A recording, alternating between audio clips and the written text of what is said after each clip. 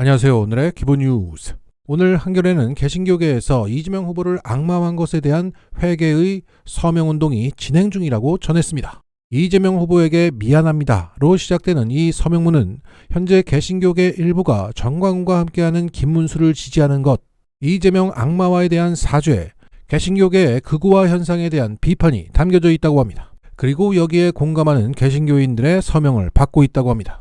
쉽게 말해 지난 대선에서 젊은 여성층을 중심으로 일어났던 소리 제명과 같은 현상이 현재 개신교계에서도 벌어지고 있다. 자, 그 서명문 내용을 경건한 마음으로 읽어보겠습니다. 예수 그리스도께서 전한 복음은 사랑과 공의입니다. 그 복음으로 변화된 사람은 바른 판단도 할 수 있게 됩니다. 적지 않은 한국교회 교인들은 이재명을 혐오하라는 메시지에 여러 해 노출됐고 그것을 SNS에 실어 공유하는 방식으로 이재명을 악마하는 죄악에 빠져들기도 했습니다. 정확히 규명되지 않은 사실을 일방적으로 비난하고 선을 넘은 비방을 해왔다면 악한 짓을 멈추고 그에게 미안하다고 말해야 합니다. 이재명 후보는 부당한 기득권 구조를 해체하고 공공의 이익을 수호하는 데 도전한 보기 드문 행정가이고 정의로운 정치 구조에 헌신하는 훌륭한 정치인입니다.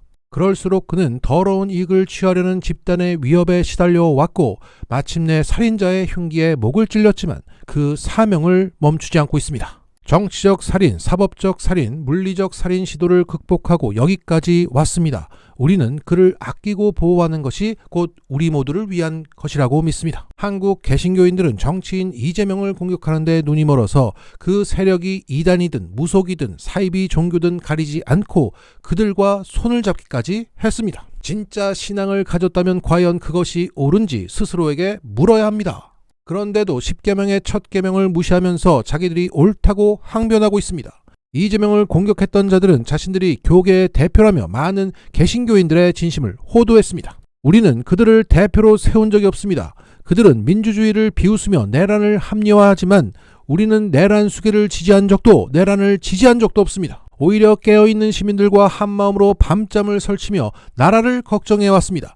더는 그들이 교계를 대표한다는 거짓말에 속지 말아야 합니다. 이재명 후보가 꿈꾸는 대동세상은 성경의 하나님 나라와 맞닿아 있습니다. 강자가 약자를 억압하지 않는 나라, 약한 자도 억울한 일을 당하지 않는 나라, 함께 잘 사는 세상, 성경이 말하는 하나님의 나라입니다.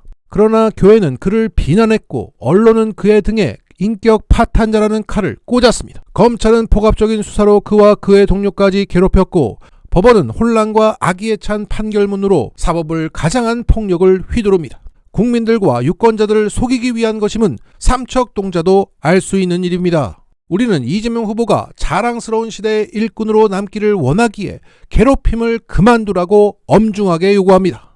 우리는 성도 이재명이 자신이 속한 개신교는 물론 어떤 종교도 정파적 행동에 끌어들이지 않는 것을 고맙게 여깁니다.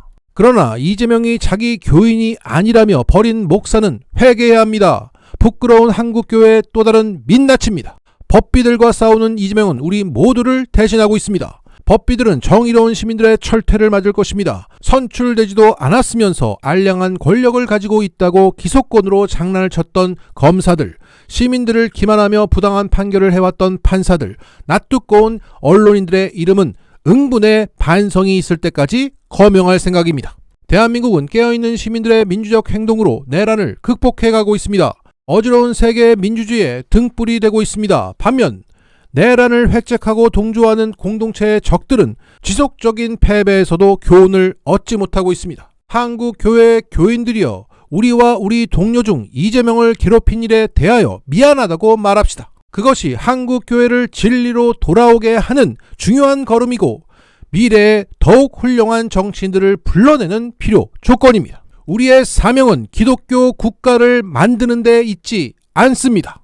오히려 지금 우리에게 필요한 것은 기독교의 가치입니다. 사랑과 공의, 악행에 대한 철저한 심판과 처벌, 그 후에 용서와 화해하는 것입니다.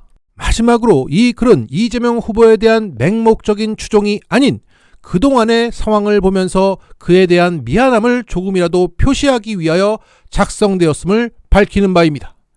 이 시대의 교인들이여 이재명에게 미안하다고 말합시다. 앞서 개신교 언론 중 1위인 크리스천 투데이에서 개신교인들을 대상으로 여론조사를 했습니다. 헌재의 윤석열 파면 선고 직전에 탄핵 여부에 대해서 물었는데 인용해야 한다가 50.7%, 기각하여 직무에 복귀시켜야 한다가 47.5%였습니다. 이게 여론조사 공정에서 조사한 것을 감안한다면 제 아무리 개신교가 극우화되었다고 하더라도 상식적인 개신교인들이 절반은 된다는 것입니다. 현재 그 절반의 개신교인들이 이 서명운동을 주도하고 있는 것으로 보입니다. 이제 그들은 뭘 해도 똔똔입니다. 이준석처럼 남녀 갈라치기 해도 똔똔, 이재명 악마화해도 똔똔입니다. 되려 고립되고 고갈될 뿐입니다.